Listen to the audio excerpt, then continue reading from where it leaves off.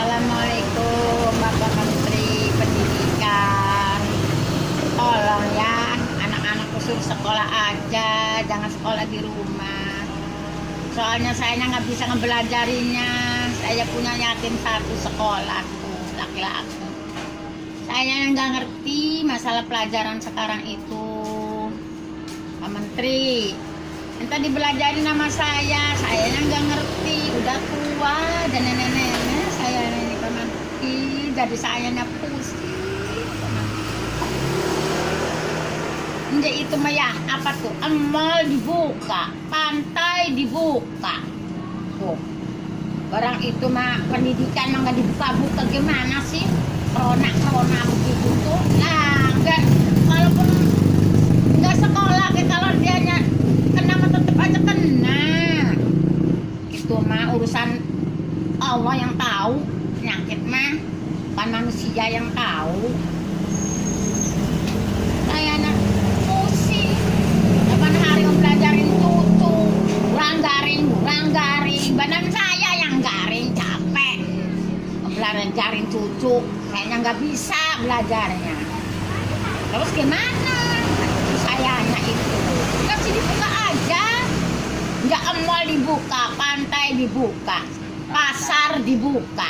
Kenapa sekolahan pendidikan nggak dibuka? Aneh, saya yang kasihan yang nggak punya handphone, belajarnya pakai apa? Pakai cungur.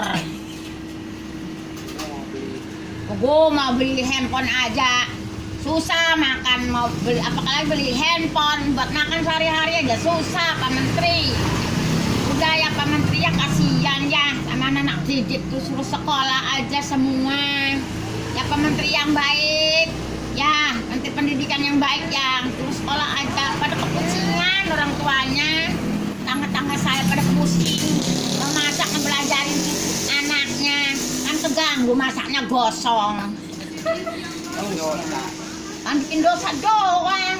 Anak belet ditabok. Barang anaknya belajar belet kayak saya, ke cucu saya tuh tak cendul-cendulin aja. Capek sayanya, capek. Ya Pak Menteri ya, dibuka aja sekolahnya. Pasar buka, pantai buka, mall buka, sekolahan ditutup. Aneh, bikin saya pusing. Dia curhatan saya dari Sekian nih, ya aturan di sekolah aja nih Pak Menteri ya, pakai itu tuh, pakai masker aku tutup gitu tuh, ya Pak Menteri ya. Ya udah, sekian curhatan saya nih, capek. rakyat kecil. Nih, capek. Ya udah ya, assalamualaikum warahmatullahi wabarakatuh. Ya.